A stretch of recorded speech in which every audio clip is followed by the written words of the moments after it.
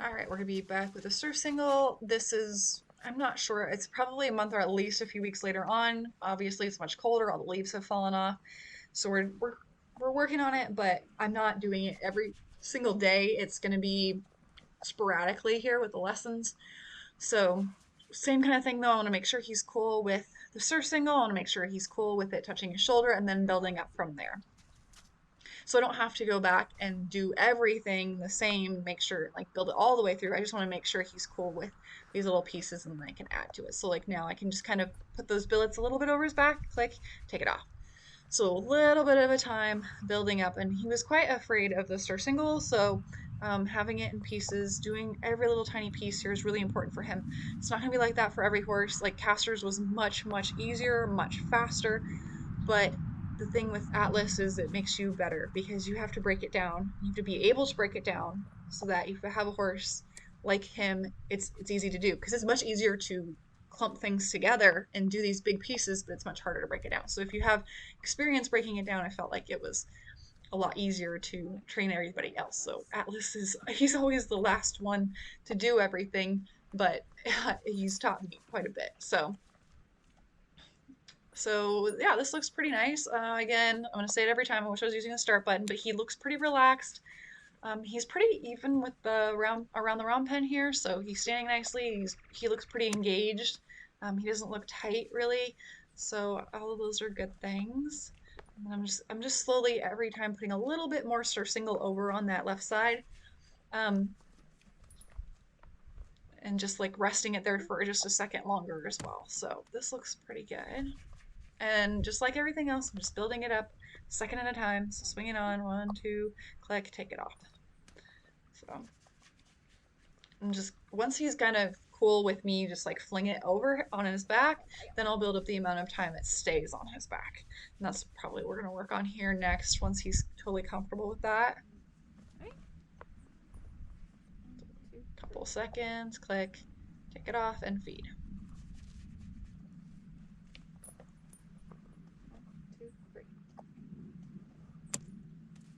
Same process. So correct horse training is going to be pretty boring, like little tiny pieces, breaking it down. I don't want these big reactions. I don't want him going into flight or fight. I don't want any of the fear or intention. I don't want any of that. So little tiny pieces. I want him engaged and relaxed. Here.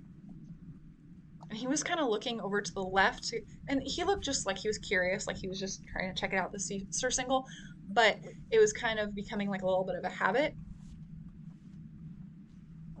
So it would be on his back for like 3 seconds, and then in that time span, he's like, see how he's turning his head to the left, and then I ended up clicking that head turn.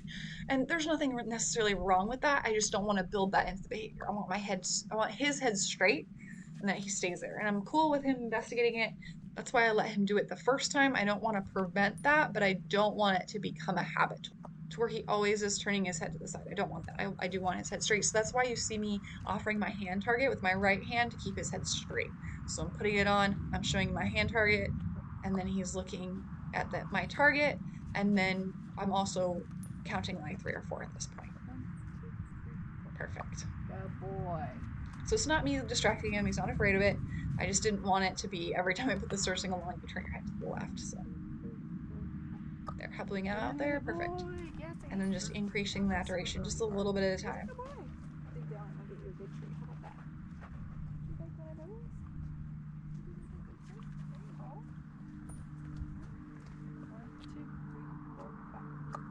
So you had about 4 or 5 seconds there, and then I'm clicking and then taking it off.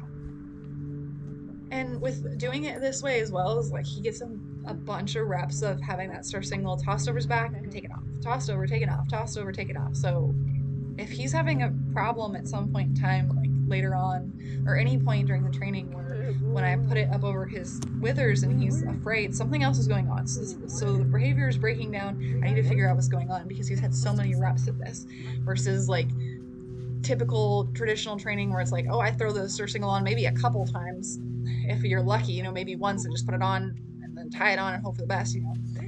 So they're getting a couple reps. He's getting many, many more reps. So you get a lot of that experience and practice, and then I can notice, okay, if he's tight now, okay, we have an issue, which we should be noticing regardless with all training. But since he's had so many times doing it, I'm like, I need to look at what's going on in the environment, what's going on like otherwise to cause this. So this looks pretty nice. Again, he's pretty even here. You can tell really how he's feeling about something with how well he lines up here to the, I have like a little PVC pipe on my cones here.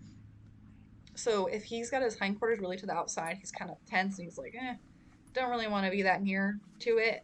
A little bit claustrophobic, but he's standing here really nicely, and I'm just casually throwing it up on his hindquarter or on his withers, and he looks really good. So a couple seconds, click, take it off, and feed. This looks perfect. And really, the only thing I would change is having that start button, and just deciding what that start button is and sticking with it. But he looks really nice right here.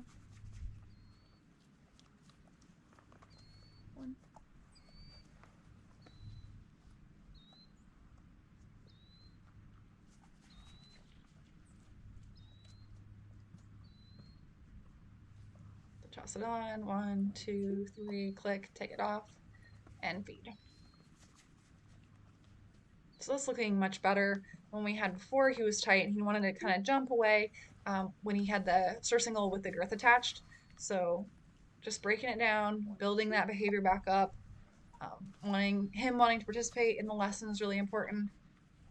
I want him like when he sees a surcingle, he wants to come up to it. He wants to have it on his back. Just like the haltering. The haltering was like a huge turning point for me with the training, with clicker training with him. He wanted to put the halter on. He'd come and shove his face in the halter. That was a huge thing because I'd never had a horse do that.